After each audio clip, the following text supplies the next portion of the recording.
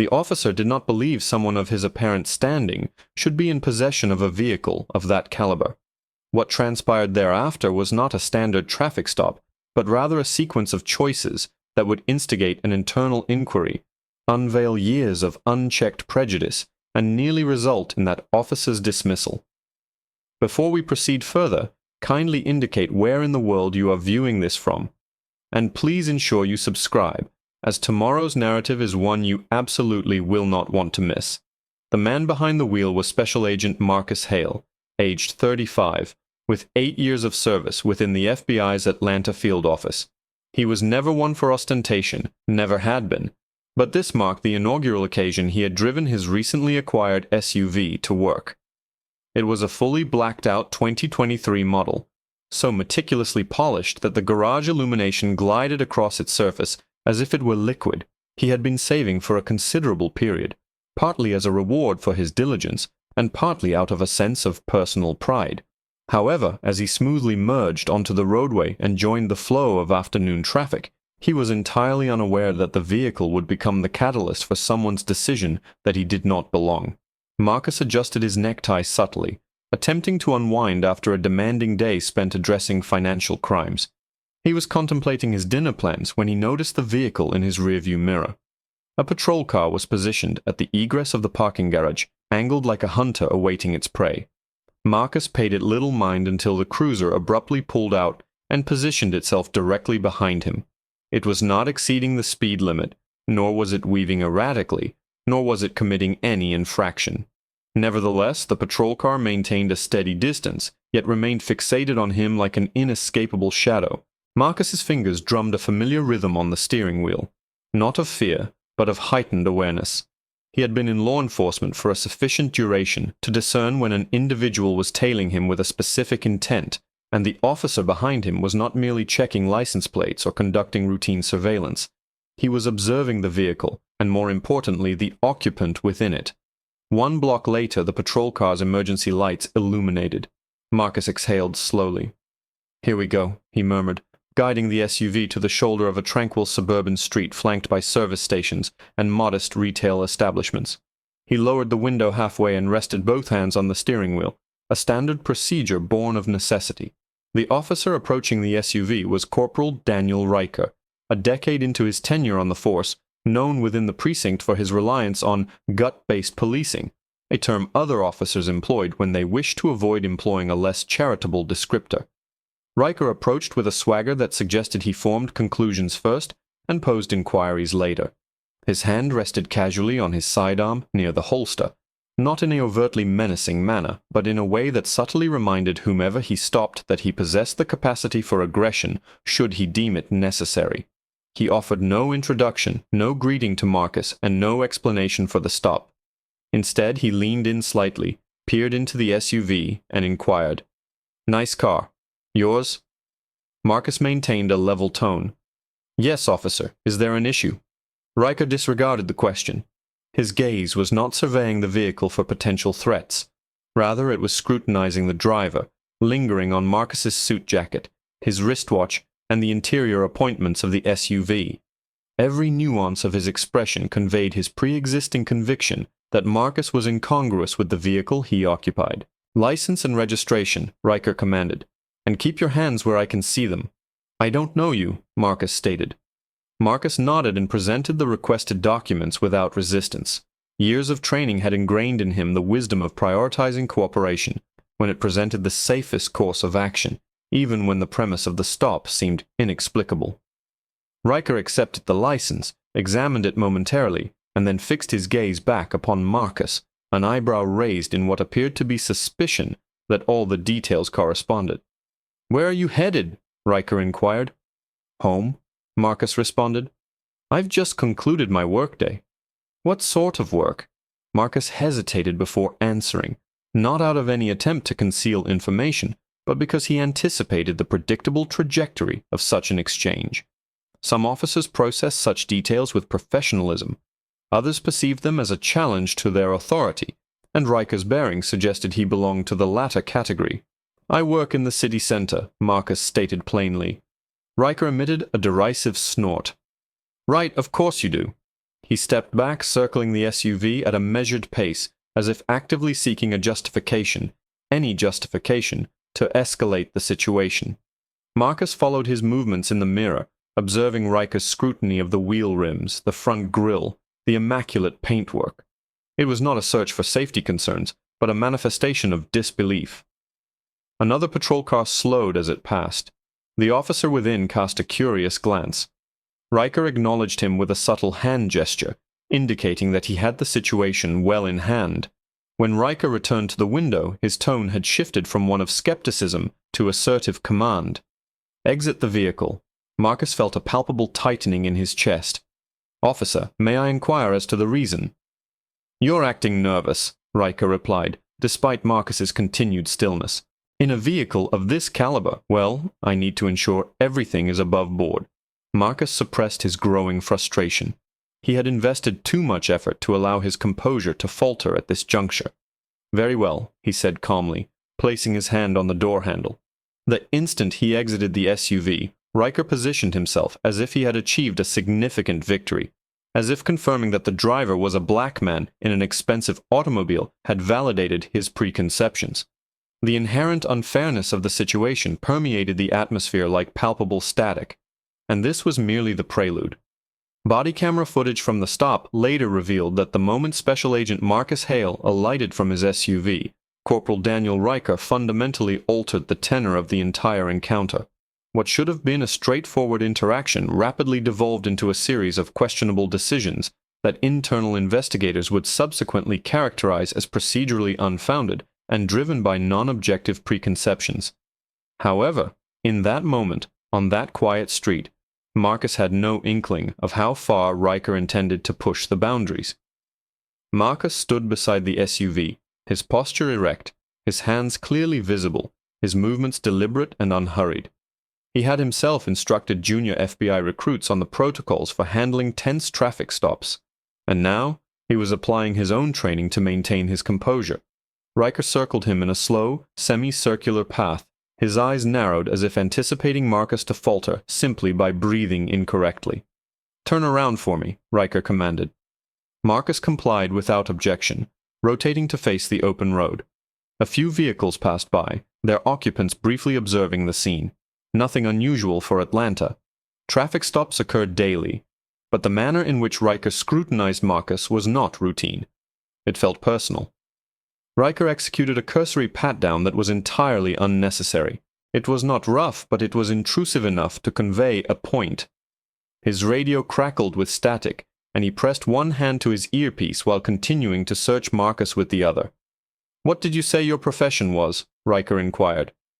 "I didn't," Marcus replied, calmly. Riker paused. "Are you going to tell me now?" "I work in the city center," Marcus reiterated, deliberately maintaining a neutral response. Riker huffed. "See, I'm not buying that. Individuals who work downtown don't typically drive vehicles like this on a weekday. Not unless they're concealing something." Marcus almost smiled at the inherent irony. If anyone were concealing something, it certainly wasn't him. A second patrol car pulled up behind Riker's cruiser. The tires crunched on the asphalt as the passenger door opened, and Officer Bennett emerged. Younger and appearing more professional, yet still exhibiting the demeanor of someone prepared to pursue a lead, even if that lead lacked logical foundation. Riker gestured Bennett over with a slight tilt of his chin, never averting his gaze from Marcus. "Did he give you trouble?" Bennett asked quietly. "No trouble," Riker responded. "But this situation doesn't add up." Bennett briefly studied Marcus, then the vehicle's license plates, which were clean. "Running them now," Riker stated, tapping the device clipped to his vest. Marcus was fully aware of the forthcoming results. Every aspect of the SUV was registered, insured, and perfectly legal. He had purchased it through a dealership, leveraging a credit score that most people could only aspire to. However, legality was not the crux of the matter here. Riker was not verifying facts. He was seeking validation. The scanner emitted a beep. Riker glanced at the readout. Marcus observed the subtle flicker of irritation on his face as the screen confirmed the legitimacy of all details. Riker closed the device with a decisive snap and moved closer to Marcus. "Would you care to explain why an individual such as yourself is operating a vehicle like that?" It wasn't the content of his words, but the delivery.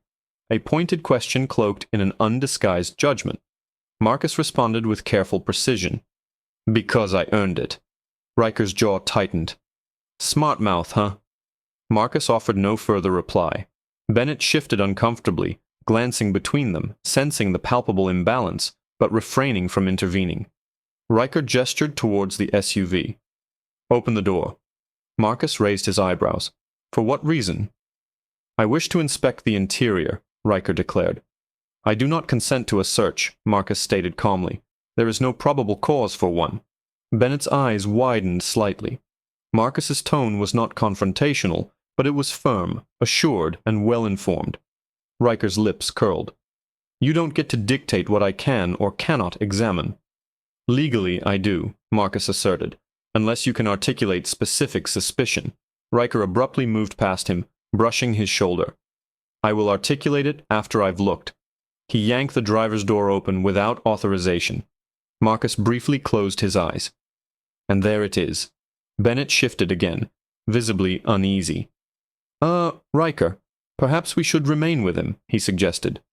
Riker snapped back, already leaning into the vehicle. Marcus remained calm, but internally a knot of tension tightened. He understood precisely what an unauthorized search entailed. It was not merely a breach of protocol. It was the type of error that could jeopardize an entire career. Riker rummaged through the console, the glove compartment, even inspecting beneath the seats. From outside, Marcus could hear the rustling of papers and the click of compartments opening. Then Riker's voice. What is this? He emerged holding a black leather case, a small, discreet badge holder, the kind one wouldn't notice unless specifically looking for it. Marcus remained unperturbed. You may open it. Riker flipped it open without hesitation.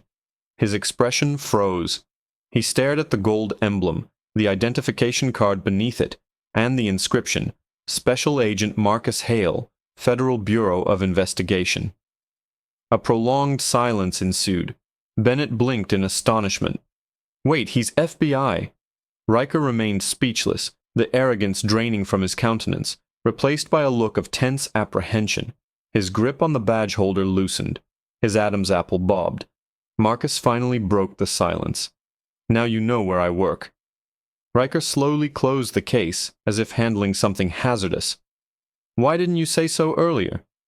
You didn't ask, Marcus replied. You presumed. The wind whispered across the street, carrying the faint murmur of distant traffic.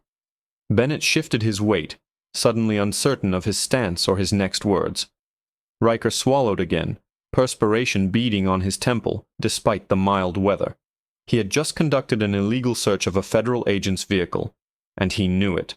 Marcus simply observed him, calm yet resolute, awaiting the officer's next move, because the true repercussions were only just beginning to unfold. The moment Corporal Daniel Riker unlatched that badge case, investigators would later state, his entire demeanor underwent a radical transformation. What had commenced as an officer acting with unwavering certainty in his assumptions instantaneously devolved into a frantic attempt to mitigate the damage. Body camera footage captured the precise instant his authoritative tone dissolved. His posture faltered, and reality began to set in. He had just initiated an unlawful stop and search of a federal agent. Riker stood immobile, fixated on the badge as if it might cause him physical harm. His jaw tightened, then relaxed, then tightened once more.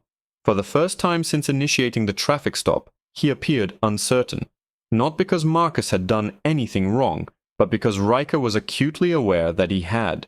Bennett cautiously approached, his voice strained. Corporal, are you all right? Riker offered no response. He stiffly closed the badge case and presented it to Marcus with both hands, as if returning a sacred object. Marcus accepted it with composure. Thank you. Riker cleared his throat.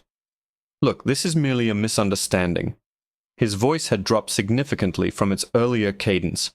If you had simply informed me you were FBI, Marcus countered, his tone sharp yet controlled. I told you I work in the city center. Riker forced a smile that did not reach his eyes. Well, look, no harm done. Let's just, Marcus interjected calmly. Corporal, Marcus stated quietly. You opened my vehicle without consent. You searched it without probable cause, and you detained me without explanation. Bennett shifted awkwardly. His discomfort was now plainly evident on his face. He was not complicit, he had merely followed his partner's lead, but even he recognized that the situation had spiraled out of control. Riker raised both hands defensively, palms outward. All right, listen. We can discuss this. There's no need to escalate matters. Marcus tilted his head slightly.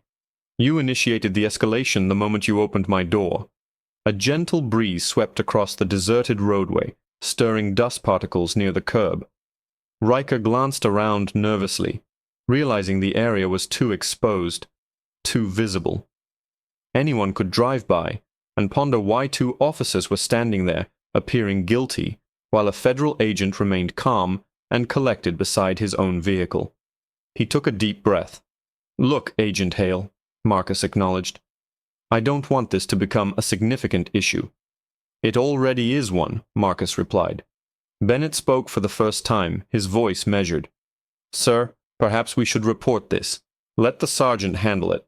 Riker snapped. No. Then he caught himself and lowered his voice. No, we don't need that. Let's just conclude this. All right. A. He attempted to return Marcus's license and registration, but his hands trembled slightly. Marcus observed him, noting every flicker of panic, every breath of regret, without yet accepting the documents. Corporal Riker, Marcus stated slowly, do you comprehend the implications of an unauthorized search of a federal employee's vehicle? Riker swallowed. Yes. Do you understand the policy violations involved? Yes. And the infringements upon my rights? Riker hesitated. Yes. Bennett looked down at his boots, his hands tightening at his sides. He recognized that this interaction would not conclude peacefully. Marcus finally accepted the documents from Riker's grasp. Good. Then you understand why I will be filing a report. Riker stepped forward abruptly. Hold on. There's no necessity for that. I can rectify this. Rectify it? Marcus echoed. How? Riker's voice dropped to a whisper, desperate but attempting to conceal it. I'll document this as a routine stop. Nothing more. We don't need to mention the search. I'll state that you were cooperative and that everything checked out. Marcus raised an eyebrow. You want me to assist you in concealing your misconduct? No, Riker responded quickly, perspiration now evident. Not conceal. Merely avoid unnecessary complications. Marcus stared at him, genuinely bewildered by the sheer audacity. You intend to rectify a violation by committing another. Riker's mouth opened, but no sound emerged. A dispatcher's voice suddenly crackled through Bennett's radio. Unit 24, status check. Bennett pressed the button shakily. Unit 24 is... We're fine. But his eyes conveyed the opposite. Before anyone could speak again, another voice cut through the air. This one was real, not transmitted over the radio. Agent Hale. All three men turned sharply. A white SUV with discreet government plates pulled to a stop behind the patrol cars. Two individuals exited the vehicle. Supervisory Agent Dana Whitford and Internal Affairs Sergeant Leon Pratt. Whitford approached with evident purpose, her expression unreadable. Pratt followed, his gaze immediately settling on Riker and Bennett with the cool, appraising look of someone who had investigated numerous officers previously. Marcus offered no smile. He simply nodded. Thank you for coming. Riker's face paled considerably. Wait, you already contacted them? Marcus responded calmly. My dashcam automatically uploads when I'm pulled over, and Agent Whitford receives alerts when that occurs. Pratt stepped forward. Corporal Riker, Officer Bennett, please step aside.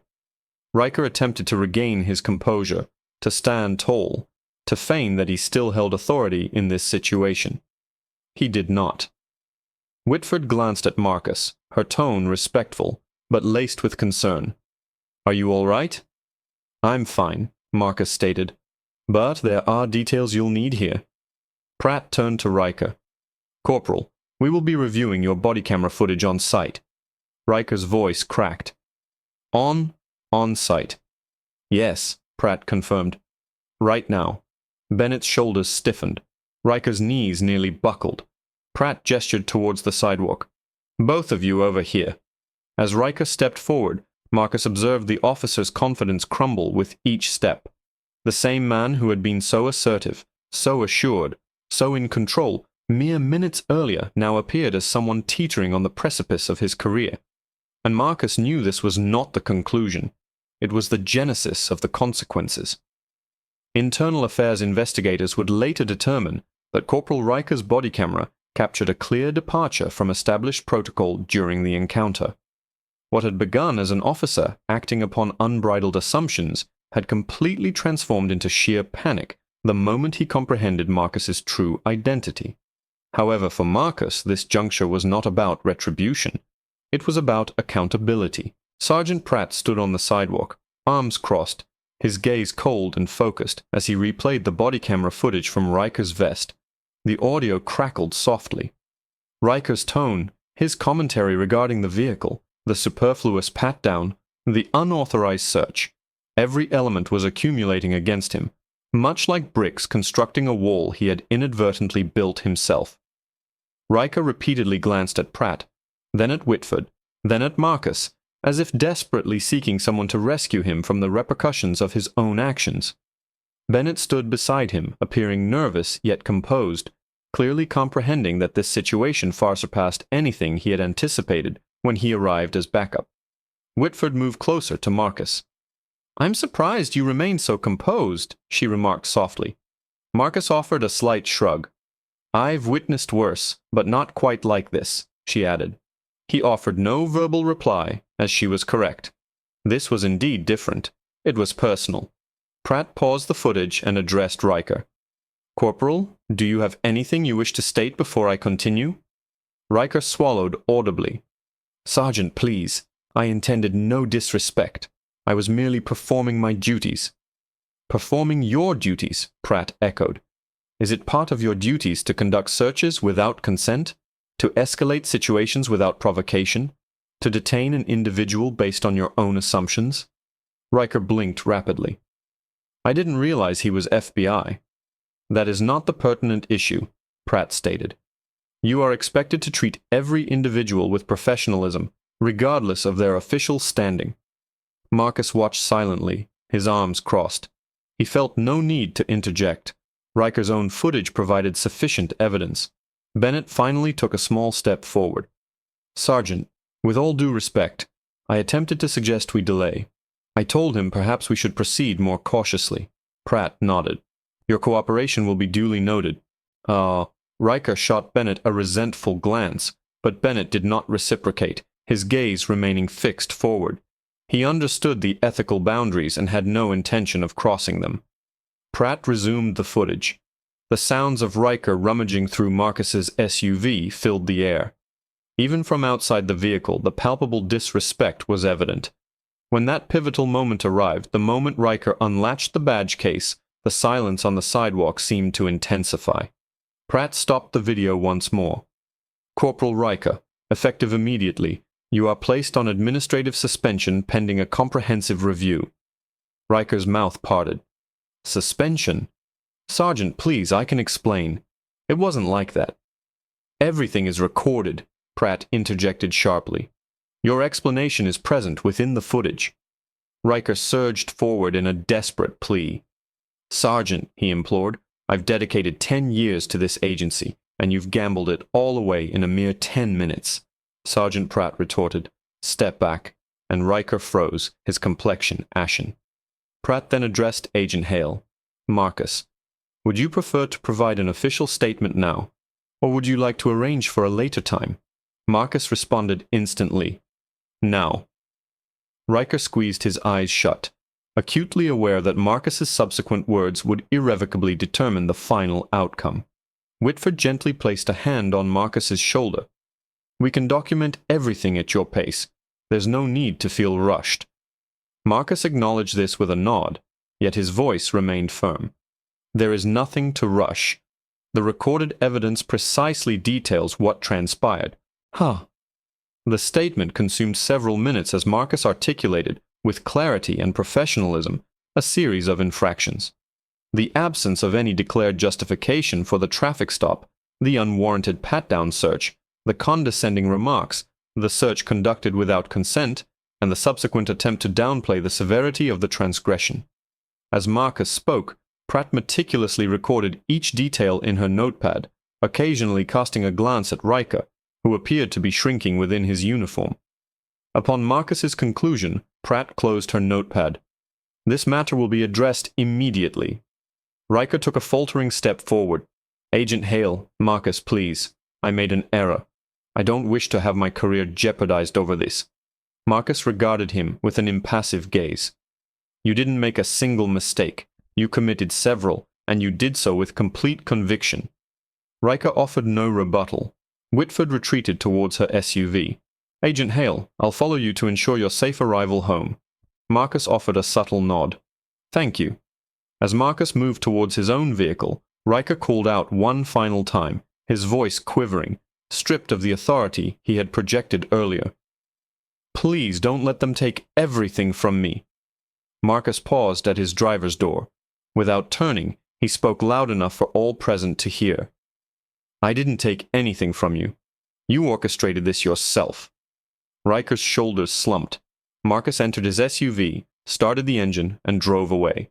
Whitford followed closely, while Pratt directed Riker and Bennett into separate vehicles for immediate transport to the precinct. As Marcus navigated his way home, the evening sky was painted with the fading orange hues of the setting sun. He felt no anger, not anymore. He had witnessed this pattern unfold far too often. However, this day was distinct because he had the opportunity to hold someone accountable in a way that would leave a lasting consequence. Within days, an internal inquiry substantiated the violations. Within weeks, Riker's suspension escalated to outright termination. And in the months that followed, Marcus initiated a civil lawsuit for wrongful detention and an unlawful search, a claim that resulted in a settlement exceeding many expectations. While justice did not erase the ordeal, it ensured that Riker could not inflict such treatment upon another individual. For Marcus, this outcome held significant meaning. If you believe that accountability should never be contingent upon the identity of the victim, then share your thoughts in the comments below and disseminate this narrative to foster a wider understanding of why these moments are so crucial.